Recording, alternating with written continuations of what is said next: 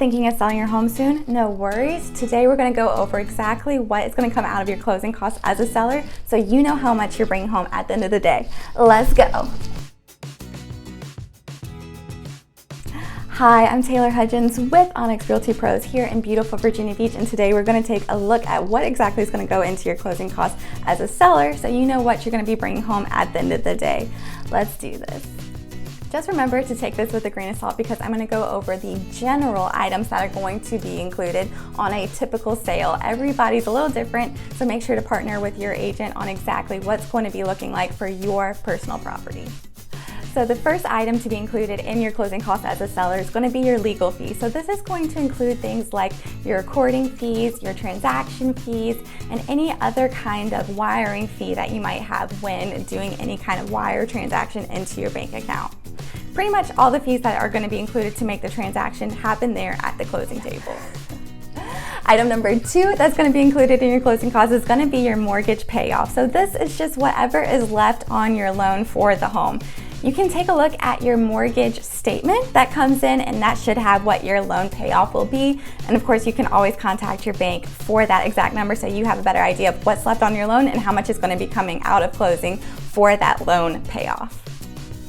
Item number 3 of your closing costs as a seller is going to be any kind of real estate commissions going out. So if you decide to hire an agent, this is at the point at where they get paid, and then the buyer's agent will also get paid here at closing, and that will come out. Item number 4 on your closing costs as a seller is going to be any prorated taxes. So that pretty much means, let's say you're closing on June 1st.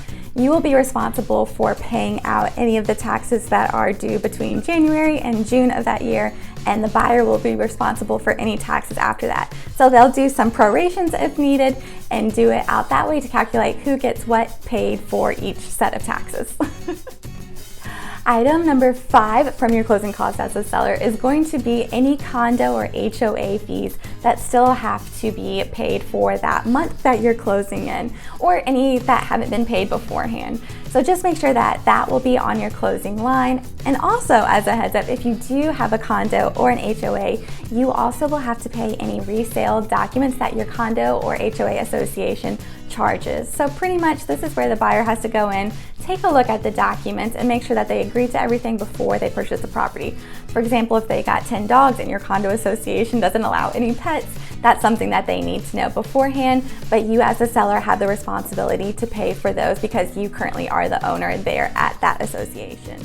And last but not least, the last thing that you will pay out in your closing costs as a seller, any other negotiated terms that you did throughout the offer. So for example, a lot of this is going to be any kind of closing cost assistance, any kind of repairs that you agreed to, anything along those lines that happened during the transaction will typically also be paid out at closing. Of course, you guys, I totally understand that this is a lot of information. I'm not really able to give exact numbers because every case is going to be different. It could be one number for this transaction, but a totally different number for a different one. So make sure to partner with your agent who's going to be able to get you an exact idea of how much you're going to be looking at the end of the day when all is said and done. Of course, if you're in Hampton Roads here in Virginia, I'd be happy to help you out. I'll put my contact info in the description below, but you can also check out realestatetoday.com, which will also be able to give you an exact, or not an exact, but an idea of how much your home is worth to see how much equity you have built into the home since you've purchased it. But thank you so much for joining me today, you guys. Of course, if you have any questions, feel free to leave them in the comments below. I'd be happy to help, and I will see you guys in the next video.